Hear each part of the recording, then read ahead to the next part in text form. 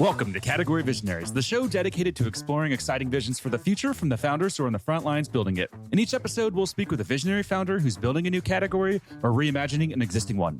We'll learn about the problem they solve, how their technology works, and unpack their vision for the future. I'm your host, Brett Stapper, CEO of Frontlines Media. Now let's dive right into today's episode.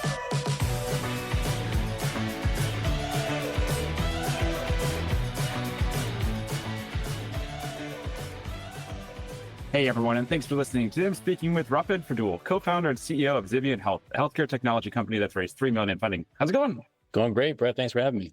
No problem. Super excited to have you here. Let's go ahead and just jump right in. Talk to us about what you're building today.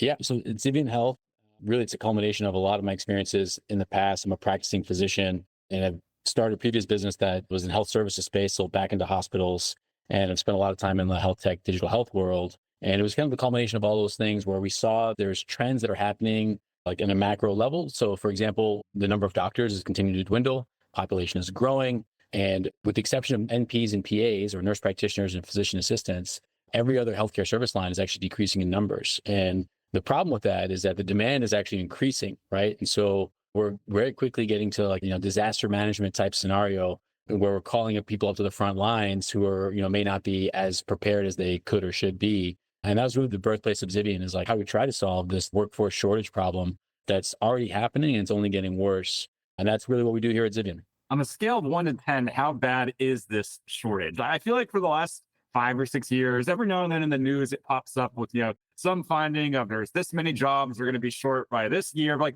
how big of a problem are we talking about? I mean, that's a real stat. Like those numbers are real. Like the numbers of doctors are dwindling. People are going into it less, especially post-COVID. And it's multifactorial why that is. But again, like what's happening is NPs and PAs are growing by 7 and 8% respectively year over year, whereas everything else is actually dwindling, right? So we're seeing basically not just a decrease, but really an evolution of the workforce. And I don't think the infrastructure is there. When I take that back, I know the infrastructure is not there to support that evolution, which is why we endeavored on Zivian. If we go back through your background, then I know the journey to becoming a doctor is not an easy path.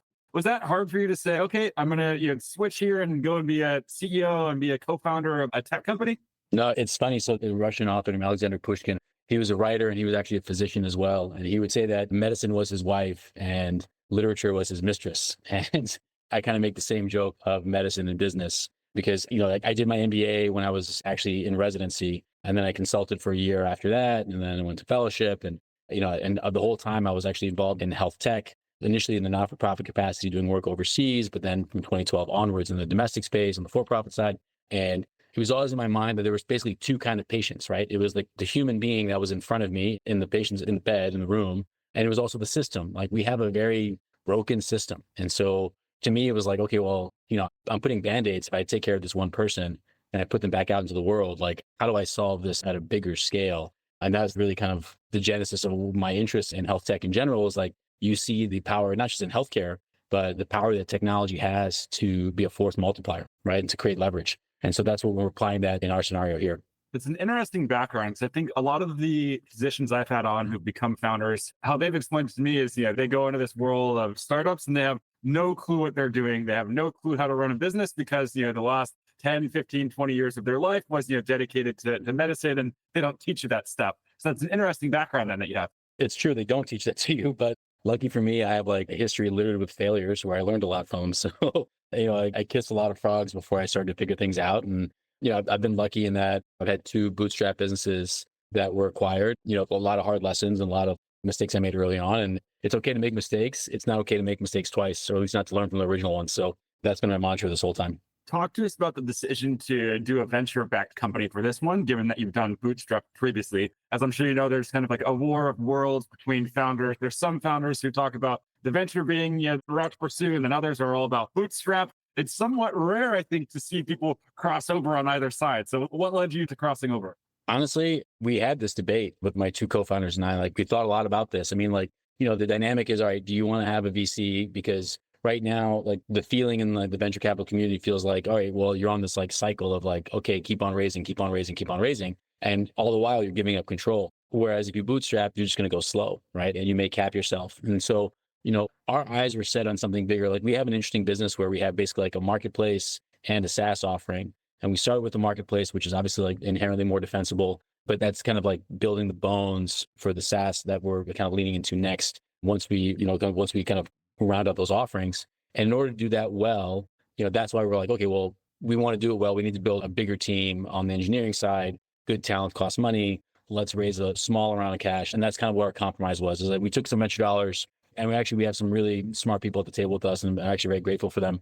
But we didn't raise a ton. And frankly, we don't have big plans to raise in the future. So that's how we thread the needle and kind of went the difference between like, all right, well, do we bootstrap this or not?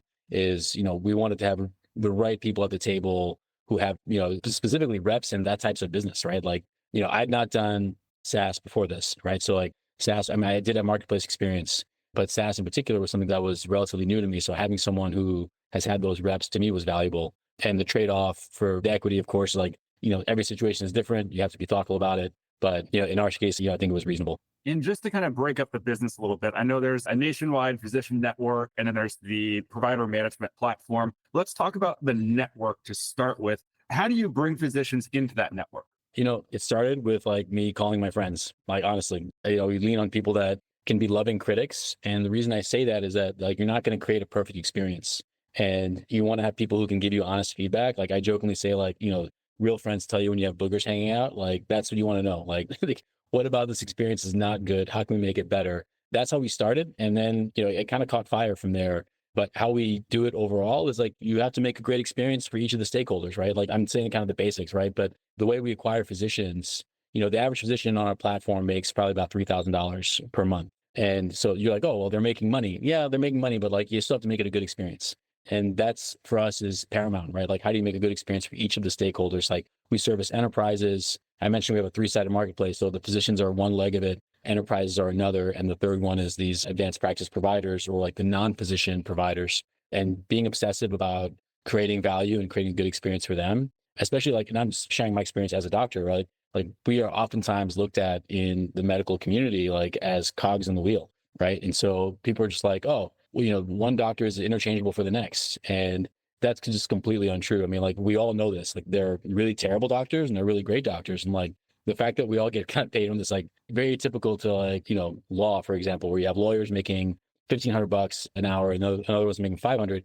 In medicine, it's like, okay, we all get reimbursed the same rate from insurance. Like it's the same reimbursement rates. And so that doesn't really reflect the value. And like oftentimes that translates into us being looked at as cogs, like that are interchangeable and commoditized. And we thought like, all right, you know what, let's not do that. Let's really like obsess over them and, make sure that we're creating good experience for everyone. And then how big is that network today? So as of today, we manage over 8,000 physician licenses. Yeah, that's been growing pretty steadily.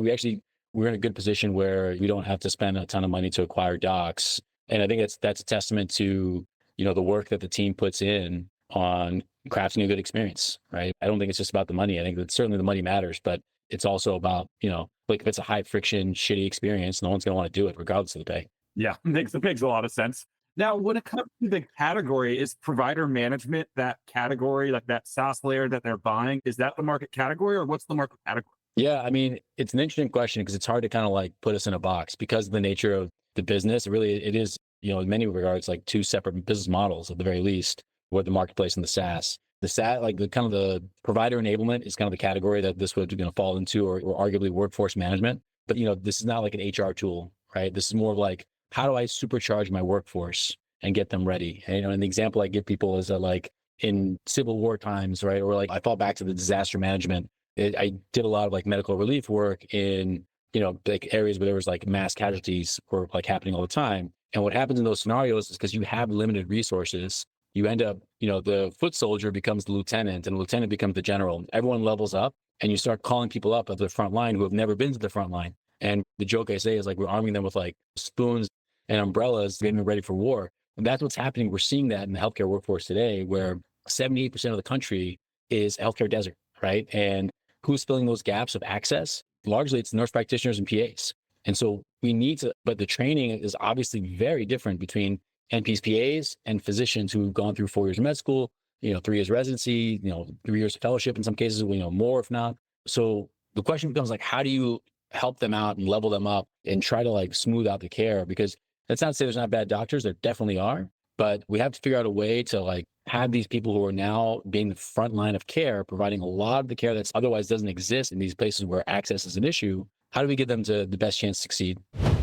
This show is brought to you by Frontlines Media, a podcast production studio that helps B2B founders launch, manage, and grow their own podcast. Now, if you're a founder, you may be thinking, I don't have time to host a podcast. I've got a company to build. Well, that's exactly what we built our service to do. You show up and host, and we handle literally everything else. To set up a call to discuss launching your own podcast, visit frontlines.io/podcast. Now, back to today's episode. I have my CEO's husband is a nurse practitioner, and he is always in the most random places. He was just up in the Catskills for 2 months. He was big in COVID. He was in New York City, kind of in the heart of things. He's, constantly securing these almost short-term contracts that, from what I understand, pay very well. Is he using a platform like yours to find those opportunities in the first place? Is that the marketplace side? No. So we're not a staffing agency in that capacity. So where we started initially, our beachhead was solving compliance. And the reason why is, and I won't get too granular on this unless you want me to, but the laws that govern NPs and PAs vary state by state, and it is a labyrinth. And many times in some states, like the state legislatures will actually have language that's like contradictory intrinsically with the boards of nursing or boards of medicine. I won't name names. There's a couple states like that, but things like that happen all the time. So as a nurse practitioner, for example, it's very hard to practice if you don't have, the term is called supervising physician or collaborating physician. And if you don't have that, it actually becomes it's legally not possible to practice in about half the country, right? And so what we do essentially is match them. We have a marketplace where we match them with physicians who can be collaborating doctors or supervising physicians for them. So basically to enable them the ability to practice. And then we have this platform that allows them to basically document the entire experience, has quality oversight features, and creates an audit trail. And then the real sexy part is on the back end where we have our proprietary rules engine, which is constantly scraping boards of medicine, boards of nursing, state legislature websites, looking for proposed rule changes so that when the rules do change, which they do quite often, you're not caught, oh, I didn't know, 6 months later, you're out of compliance. And now you've got mark on your record. So our platform basically is like the easy button for that. Interesting. And how stressful is this for physicians to manage themselves? If they're not using you, what are they doing when it comes to their own compliance? Yeah. I am licensed personally in all 50 states, and there's not a snowball's chance in hell that I could do any of this by myself. Not even a little bit. And I know that I am an outlier, right? So, you shouldn't use my use case, but the reality is anyone who's licensed in more than one state, even 2 states, it's very difficult to keep abreast of all the changes in licensure. It's very rare that you're reading the Board of Medicine's meeting minutes on a regular cadence. There's just not, if you ask 100 physicians, maybe one of them does that, maybe. And maybe we're at fault for not doing it. But frankly, a lot of it's esoteric and administrative. And in a world where there's already very little time for patient care, adding on more administrative reading is generally not anyone's top list of priorities. So without us, they're hoping they don't get in trouble. They're maybe using spreadsheets, but the other piece of this is the pre-Zivian world when it came to marketplace, when it came to having this type of relationship it was very high friction, very slow, and very low trust, right? So what people would do is they would just jump on Indeed, or they would, post it and say, hey, I need a collaborating physician. But you don't know who you're getting, right? And you don't know if this person has a problem. And on the physician side, you don't know if the other person is doing things that are nefarious or untoward in any way. And so what we do, one of the elements of the platform is we actually vet every practitioner that's on our platform on either side of the equation with third-party primary source verification, which is verifiable. And we do it on an initial and a go-forward basis, hopefully to implement some trust so that that, okay, if I'm collaborating on this platform, this person is vetted, right? It's not just someone who just came out of jail or, who knows what, right? So that's, one of the other things we're trying to do is make the process more transparent, create some trust. Again, there's obligations on both sides. The NPs and PAs have to do certain things, and so does the physician in order to satisfy these requirements. And to the extent that they say they do that, well, we need to have some kind of audit trail that you can actually prove it. So that generally doesn't exist unless the physician is willing to take extensive notes and pretty crazy filing system. And that doesn't really scale well, as you can imagine. As you talk through the compliance side, it kind of reminds me of a Deal. I'm not sure if you're familiar with Deal, but we use them for our global hiring, our global payroll. And every week they're sending around updates of, okay, in Iceland, they just passed a new law as it relates to maternity leave, and now it's 3 months instead of 4 months, and we have Yep. an employee in Iceland. And same thing there. I was thinking, like, how the hell would I have possibly known that? Like, I would have been completely screwed, non-compliant with labor laws there if it wasn't for deal. So it's, obviously a different industry, but it sounds like it's something similar there in terms of just keeping people up to date with these things that they're going to completely miss otherwise. Yeah, yeah. I mean, look, the road to hell is paved with good intentions, right? Like these rules are there for a reason. We understand that, but it's really freaking hard to keep up with all of it, right? Especially if you're multi-state, especially if you're really focused on patient care. The last thing you're doing is like, checking the rules and regs on a regular basis to see if they're updated, right? So I think the deal, I am familiar with the deal, and I think it's a great analogy. So we started with compliance because it's so messy and because it's so difficult. And frankly, it's not core to any practitioner's practice, but it poses an existential risk to everyone, right? If you don't do this right, you remember in high school or in elementary school, they said, oh, if you don't do this, it's going to go on your permanent record. So I didn't know this, but doctors actually have that, right? And so does NPs and PAs. It's called the National Practitioners Database, right? So if you have any kind of board censure, lawsuits, anything negative, it all goes on your quote unquote permanent record, right? Which is the NPDP database.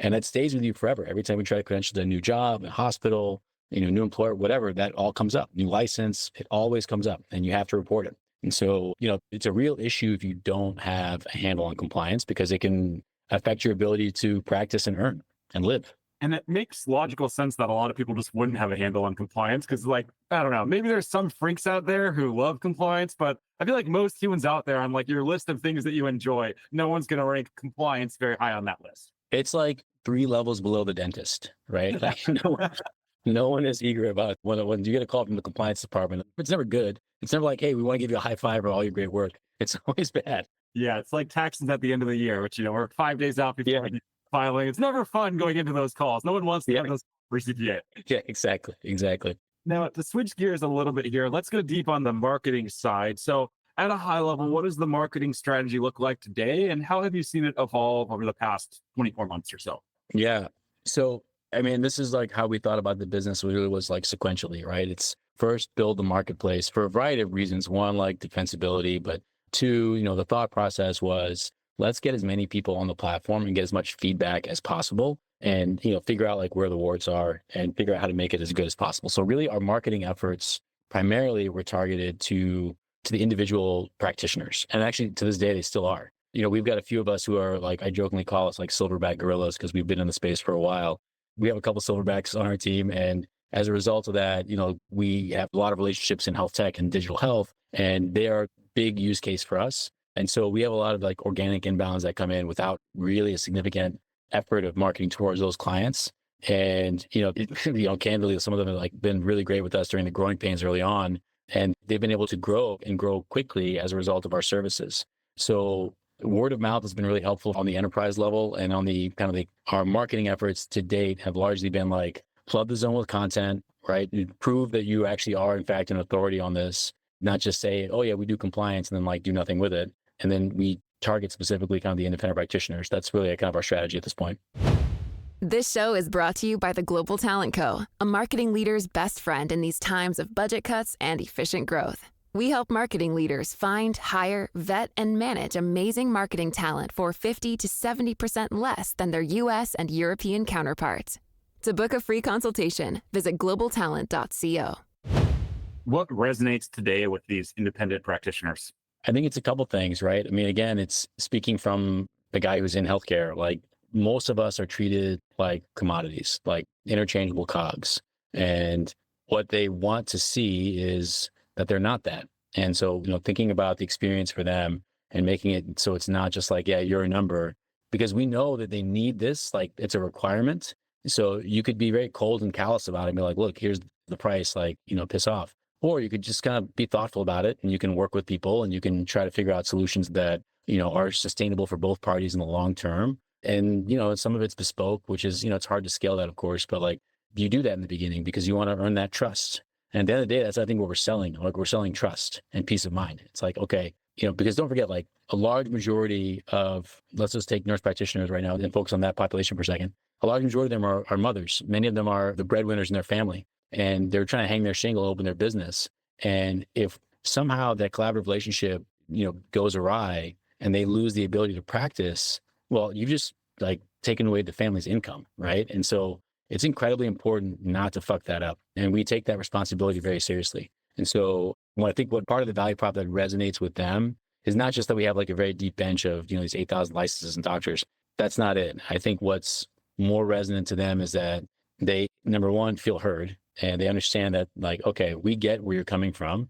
And number two, they see and feel like the ability that we have to execute well against our core value prop. And that's, I think like once you've earned that trust, that's the other piece is that we have a lot of organic growth just from referrals because, a lot of these people, like they have like colleagues who are in the same position and, they share stories like, oh, these guys are no good. These guys are all about the money, but those guys are good. You should use them. And we've been, thank God we've been the beneficiary of that. So, that's been very helpful. And when it comes to the go-to-market, what would you say has been the most impactful and important go-to-market decision made to date? So we had an opportunity early on where we were offered an opportunity to participate in the Microsoft Pegasus program for startups. And it's very selective and we luckily got into it. But, the challenge there was the timing, right? So at the time we were initially servicing almost 100% of our business came from independent practitioners, the ones who are like kind of hanging their own shingle or working for other companies, et cetera. And then, health tech enterprises. And that was the majority of our business. Microsoft really was an unlock for like hospitals and health systems, which was a little bit forward on our go-to-market path. Like it was a little bit down on the roadmap. And the reason for that is that frankly, we just weren't ready that. Like we hadn't built all the SaaS offerings that we wanted to roll out to them yet. And so that was definitely probably the best decision that we made. And it wasn't without a lot of thought because a lot of that there was a force function associated with it, right? Like we had to, for example, migrate over to Azure, which we had just done like, another migration like not that long earlier. So going through the high trust process, getting that done in time, it forced us to kind of like put our big boy pants on a little bit faster, which was good. Ultimately it gave us some maturity earlier on than anticipated in the product. And the timing of it was actually quite good because ultimately what we've done now is use the experiences that we've learned with our current health tech enterprise clients. And we've just compiled those learnings into like the product features and offerings. So it's made us be better, essentially. Let's talk a little bit about fundraising before we wrap up here. So what have you learned about fundraising throughout this journey? Any actionable takeaways? Yeah, this is going to be maybe a little bit controversial, but not all VCs are made equal. And I think like you should have a real honest conversation about who you are as a founder and what you are looking for in a VC. And then, the very basic thing, of course, is like do your homework, right? Make sure you get references from other people. And the things I always like to ask is like, tell me about when you disagreed. Tell me about like when you guys did not see eye on an issue and like, how was that, right? And the reason I say that is, and I'm reflecting on many years of experience, not necessarily just the Zivian ride here, but, there are some, and again, it's different based on what you need. But if you as a founder want someone who can be, like an advisor, right? Like an investor who can like weigh in, give you insights, that you should find that type of person. If you're trying to be part of, a portfolio that, I don't know, a certain type that you think you can develop BD for it, I would say like, don't even bother. I don't think that really matters. I know that comes up a lot. I've heard that from other founders. I don't think that's really, frankly, worth it. And then, but if you're the type of person who's like, hey, I want someone who's like going to be very day-to-day and involved, like that's not for everyone. And, you have to decide like where you are as a person, as a leader, as an executive, and how you will play in the sandbox with those people. We've been lucky in that we've got, a couple of investors are just absolutely top notch. And like, I'm very proud to give a shout out to the Crossing Capital. They've been just like above and beyond great. And like actually the relationship with Microsoft and Pegasus actually came through them. And they're just great thought partners. And so, we lucked out in that regard, but I've seen it go not so great in other scenarios. And I think the why it succeeds or doesn't succeed is a function of many things. But this idea that like, the VC, well, I have VC friends who will admit that some VCs don't add value. They're just a check, right? And that's fine. If that's what you're looking for, you should look for that VC, right? The one who knows that they'll be in the background unless you call them. But knowing what you need and matching that with like who's across the table from you is really important because this is a marriage. Like you're getting in bed with this person for, the extended foreseeable future. So, my general feeling is like, you wouldn't get married to someone. It's amazing. We get into like these relationships in like a matter of 4 weeks of, 8 weeks of diligence. You wouldn't marry someone after 8 weeks, right? You'd be like, that sounds like pretty antiquated / absurd, but we do it all the time. And like, that's what's happening in these like very pressurized relationships, right? So this is not a shot at arranged marriages, by the way, like congrats for arranged marriage, but like that it's not, like nowadays, I think the average person would say, yeah, like take time, get to know each other, get reps with one another, like before you get in bed. And like, it's hard, if not near impossible, to unwind those relationships. I was on a hike with a founder friend the other day who's raised over 100 million from VCs. And the pitch to him in 2021, when he raised this big round, was, we don't want a board seat. We're just here to give you money and let you go.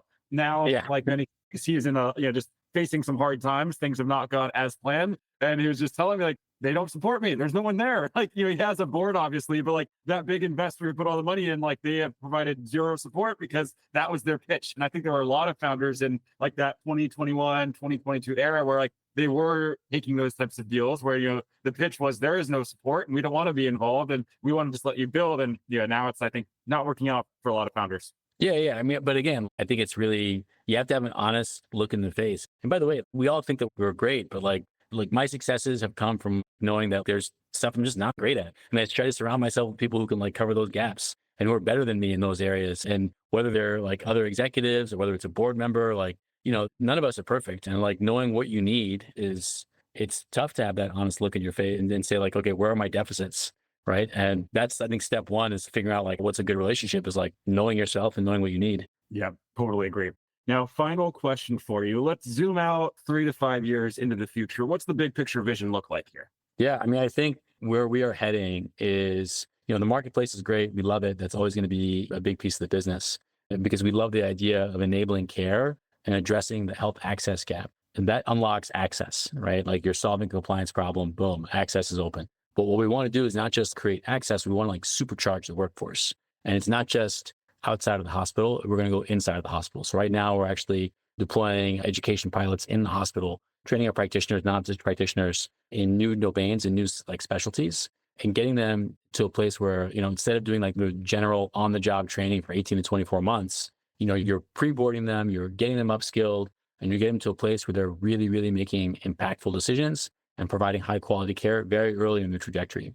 And so we're applying that basically up and down the line of different healthcare workers, all allied healthcare workers. And so that's really like the future of Zivian is supercharging the healthcare workforce across the board, right? Whether you're lab tech, doctor, an NP, PA, pharmacist, you name it, our goal is to be the definitive home for providers and make them basically like operating as best as they can be. Amazing. I love the vision. I really love this conversation. Before we wrap up here, if there's any founders that are listening in that want to follow along with you, where should we send them? I should have prepped better for this. So follow us at Zivian Health on all of our socials, Zivian Health on LinkedIn. And, I'm Rafid Fadul on LinkedIn and socials. There's not many Rafid Faduls running around there, so I'm the only one. There's no numbers or anything after it. I hope I didn't like bore your listeners, but if there's anyone who has any follow-up questions, happy to take them, happy to field them. And anyone's, got any better ideas for us, like we also know that we don't have a monopoly on wisdom. So we're always happy to hear suggestions about ways we can be better too. If it made it this far, they were entertained in the conversation. So they'll reach out. Man, it's been such a fun conversation. I really enjoyed it. Thanks so much. Thank you, Brett. I appreciate it. This episode of Category Visionaries is brought to you by Frontlines Media, Silicon Valley's leading podcast production studio. If you're a B2B founder looking for help launching and growing your own podcast, visit frontlines.io/podcast. And for the latest episode, search for Category Visionaries on your podcast platform of choice. Thanks for listening, and we'll catch you on the next episode.